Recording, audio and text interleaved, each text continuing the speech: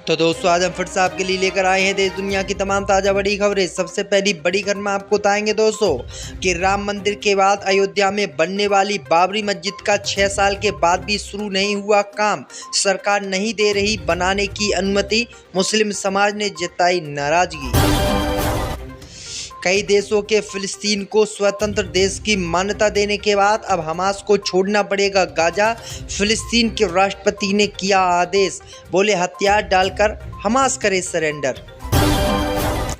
आजम खान की रिहाई पर समर्थकों का जश्न, 100 से ज़्यादा गाड़ियों ने तोड़े नियम तो पुलिस ने ठोका 1.5 लाख रुपए का जुर्माना। जाति नहीं लिखने पर योगी सरकार के कदम से नाराज हुए योगी के मंत्री संजय निषाद, योगी के फैसले के खिलाफ हाईकोर्ट जाने का किया ऐलान। बांग्लादेश नेपाल के बाद अब भारत में भी शुरू हुआ छात्रों का आंदोलन। लद्दाख में छात्रों ने जमकर किया विरोध प्रदर्शन, बीजेपी का ऑफिस फूंका, 4 लोगों की मौत, 70 लोग घायल, मोदी सरकार अब गिर सकती है। तो दोस्तों सभी खबरों को आपको एक एक कर बताने वाले हैं। वीडियो को लाइक कर चैनल को सब्सक्राइब कर दें। इससे भी बढ़ तो दोस्तों अगली खबर की ओर, तो राम मंदिर के बाद अयोध्या में बनने वाली बाबरी मस्जिद का सरकार नहीं दे रही अनुमति, काम पड़ा है ढीला। दोस्तों आपको बता दें कि सुप्रीम कोर्ट के निर्णय के चलते 9 नवंबर 2019 को बाबरी मस्जिद को तोड़कर वहां पर राम मंदिर बनाने की इजाज़त सुप्रीम कोर्ट ने दी और मुसलमानों को मस्जिद बनाने के लिए अयोध्या में ही दूसरी जगह ज़मीन दे दी। वही खबर सामने निकल कर आई दोस्तों कि 2019 के बाद 2-3 सालों में राम मंदिर बनकर तैयार हो गया।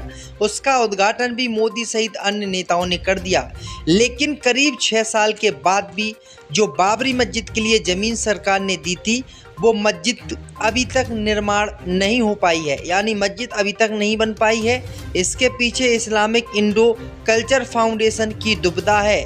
कोर्ट का निर्णय आने के कुछ दिन बाद ही गठित इंडो इस्लामिक फाउंडेशन की ओर से शुरू में खूब उत्साह व्यक्त किया गया और इसी के चलते धारणा बनी कि बाबरी मस्जिद का अस्तित्व विलीन होने के बाद बनने वाली मुस्लिम मस्जिद समुदाय के लिए राम जन्मभूमि पर बनने वाले भव्य मंदिर की तरह खूब अच्छी होगी।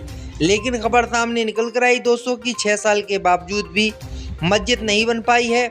अब इंडो इस्लामिक फाउंडेशन है जो बाबरी मस्जिद को बना रहा है, उसने आरोप लगाया है कि बाबरी मस्जिद बनाने के लिए सरकार अनुमति नहीं दे रही है। राम मंदिर के लिए तो सरकार ने एक बार में ही अनुमति हर चीज़ की दे दी, लेकिन हमें अनुमति नहीं मिल रही है और हम परेशान हैं। इसी कारण मस्जिद का निर्माण अभी तक नहीं हो पाया, यानी जो सरकारी प्रक्रियाएं वो पूरी नहीं हो पाई हैं। इसी बीच पर तो दोस्तों अगली खबर की ओर, तो बांग्लादेश नेपाल के बाद अब भारत में भी शुरू हुआ विरोध प्रदर्शन, लद्दाख में जबरदस्त हिंसा। दोस्तों आपको बता दें कि भारत के पड़ोसी पहले बांग्लादेश, उसके बाद नेपाल में विरोध प्रदर्शन के कारण सरकारें गिर गईं। अब यही विरोध प्रदर्शन भारत भी पहुंच चुका है।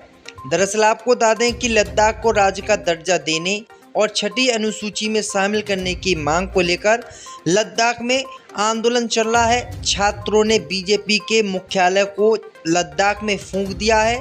वहीं आपको बता दें कि 70 लोग इस आंदोलन में घायल हो गए हैं, 4 लोगों की मौके पर मौत भी हो गई है। वहीं आपको बता दें कि लद्दाख में ज़बरदस्त विरोध प्रदर्शन चल रहा है। भाजपा ने कांग्रेस पर इस प्रदर्शन को आगे बढ़ाने का आरोप लगाया है। दरअसल आपको बता दें कि लद्दाख के लोगों का मानना है कि लद्दाख को पूर्ण राज्य का दर्जा दिया जाए, जो कि जम्मू कश्मीर से भाजपा ने अलग कर दिया था। तो ये बड़ी अपडेट आ रही दोस्तों कि हज़ारों की संख्या में, लाखों की संख्या में लोग कांग्रेस माफ़ कीजिएगा नेपाल की तरह ही प्रदर्शन कर रहे हैं। अब मोदी सरकार की मुश्किलें बढ़ सकती हैं। इसी बीच पर तो दोस्तों अगली खबर की ओर, तो आजम खान की रिहाई पर समर्थकों का जश्न, 100 से ज़्यादा गाड़ियों ने तोड़े नियम, पुलिस ने ठोक दिया लाखों का चालान। दोस्तों आपको बता दें कि समाजवादी पार्टी के दिग्गज नेता आजम खान 23 महीने बाद सीतापुर जेल से रिहा हुए तो समर्थकों ने जबरदस्त जश्न मनाया, लेकिन काफिले की 100 से ज़्यादा गाड़ियों ने ट्रैफिक नियम तोड़े। पुलिस ने 73 गाड़ियों पर कार्रवाई करते हुए 1.5 लाख रुपए का चालान ठोका। उत्तर प्रदेश की राजनीति में हलचल मच गई। समाजवादी पार्टी कद्दावर नेता और पूर्व मंत्री आजम खान रामपुर आ गए। वहीं आपको बताएं दोस्तों कि जो गाड़ियां लगभग यहां पर पहुंची थी इसी बीच पर तो दोस्तों अगली खबर की ओर तो 2-3 साल इजराइल से जंग लड़ने के बाद फिलिस्तीन को छोड़ देगा हमास। जी दोस्तों, आपको बता दें कि फिलिस्तीन को कई प्रमुख देशों ने एक स्वतंत्र देश के रूप में मान्यता दे दी, जिसमें फ्रांस, ब्रिटेन, ऑस्ट्रेलिया, कनाडा जैसे प्रमुख देश शामिल हैं। इसी क्रम में फिलिस्तीनी राष्ट्रपति महमूद अब्बास ने हमास जैसे आतंकी संगठन और उसके सहयोगी गुटों को सख्त चेतावनी दी है।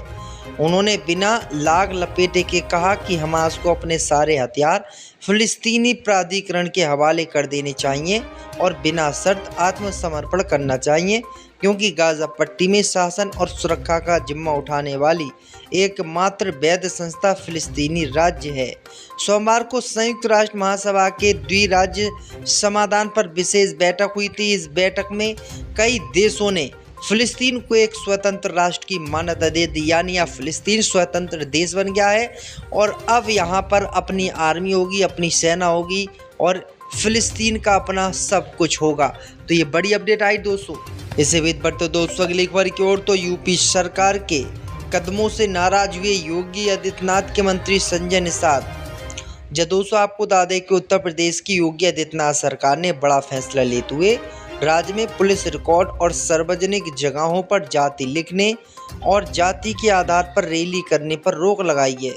अब योगी सरकार के इस फैसले को लेकर निषाद पार्टी के राष्ट्रीय अध्यक्ष और कैबिनेट मंत्री डॉक्टर संजय निषाद ने नाराजगी जताई है। उन्होंने योगी के इस फैसले के विरोध में हाई कोर्ट जाने की बात कही है।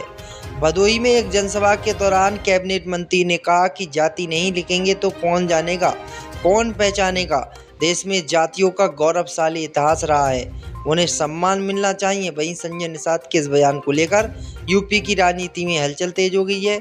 इससे पहले समाजवादी पार्टी के मुखिया अखिलेश यादव और नगीना सांसद चंद्रशेखर आजाद भी इस मामले को लेकर बयान दे चुके हैं। कांग्रेस नेपाल की तरह ही प्रदर्शन कर रहे हैं। अब मोदी सरकार की मुश्किलें बढ़ सकती हैं। इसी बीच पर तो दोस्तों अगली खबर की ओर तो आजम खान की रिहाई पर समर्थकों का जश्न। 100 से ज़्यादा गाड़ियों ने तेड़े नियम, पुलिस ने ठोक दिया लाखों का चालान। यह दोस्तों आपको बता दें कि समाजवादी पार्टी के दिग्गज नेता आजम खान 23 महीने बाद सीतापुर जेल से रिहा हुए तो समर्थकों ने जबरदस्त जश्न मनाया, लेकिन काफिले की 100 से ज़्यादा गाड़ियों ने ट्रैफिक नियम तोड़े।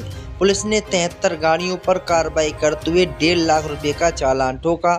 उत्तर प्रदेश की राजनीति में हलचल मच गई। समाजवादी पार्टी कद्दावर नेता और पूर्व मंत्री आजम खान रामपुर आ गए। वहीं आपको बताएं दोस्तों कि जो गाड़ियां लगभग यहां पर पहुंची थी। इसी बीच पर तो दोस्तों अगली खबर की ओर तो 2-3 साल इजराइल से जंग लड़ने के बाद फिलिस्तीन को छोड़ देगा हमास। जी दोस्तों, आपको बता दें कि फिलिस्तीन को कई प्रमुख देशों ने एक स्वतंत्र देश के रूप में मान्यता दे दी, जिसमें फ्रांस, ब्रिटेन, ऑस्ट्रेलिया, कनाडा जैसे प्रमुख देश शामिल हैं। इसी क्रम में फिलिस्तीनी राष्ट्रपति महमूद अब्बास ने हमास जैसे आतंकी संगठन और उसके सहयोगी गुटों को सख्त चेतावनी दी है। उन्होंने बिना लाग लपेटे के कहा कि हमास को अपने सारे हथियार फिलिस्तीनी प्राधिकरण के हवाले कर देने चाहिए और बिना शर्त आत्मसमर्पण करना चाहिए, क्योंकि गाजा पट्टी में शासन और सुरक्षा का जिम्मा उठाने वाली एकमात्र वैध संस्था फिलिस्तीनी राज्य है। सोमवार को संयुक्त राष्ट्र महासभा के द्विराज्य समाधान पर विशेष बैठक हुई थी। इस बैठक में कई देशों ने फिलिस्तीन को एक स्वतंत्र राष्ट्र की मान्यता दे दी, यानी अब फिलिस्तीन स्वतंत्र देश बन गया है और अब यहाँ पर अपनी आर्मी होगी, अपनी सेना होगी और फिलिस्तीन का अपना सब कुछ होगा। तो ये बड़ी अपडेट आई दोस्तों। इसी बीच पर तो दोस्तों अगली खबर की ओर तो यूपी सरकार के कदमों से नाराज हुए योगी आदित्यनाथ के मंत्री संजय निषाद। जब दोस्तों आपको बता दें कि उत्तर प्रदेश की योगी आदित्यनाथ सरकार ने बड़ा फैसला लेते हुए राज्य में पुलिस रिकॉर्ड और सार्वजनिक जगहों पर जाति लिखने और जाति के आधार पर रैली करने पर रोक लगाई है। अब योगी सरकार के इस फैसले को लेकर निषाद पार्टी के राष्ट्रीय अध्यक्ष और कैबिनेट मंत्री डॉक्टर संजय निषाद ने नाराजगी जताई है। उन्होंने योगी के इस फैसले के विरोध में हाई कोर्ट जाने की बात कही है। भदोही में एक जनसभा के दौरान कैबिनेट मंत्री ने कहा कि जाति नहीं लिखेंगे तो कौन जानेगा, कौन पहचानेगा। देश में जातियों का गौरवशाली इतिहास रहा है, उन्हें सम्मान मिलना चाहिए। वहीं संजय निषाद के इस बयान को लेकर यूपी की राजनीति में हलचल तेज हो गई है। इससे पहले समाजवादी पार्टी के मुखिया अखिलेश यादव और नगीना सांसद चंद्रशेखर आजाद भी इस मामले को लेकर बयान दे चुके हैं।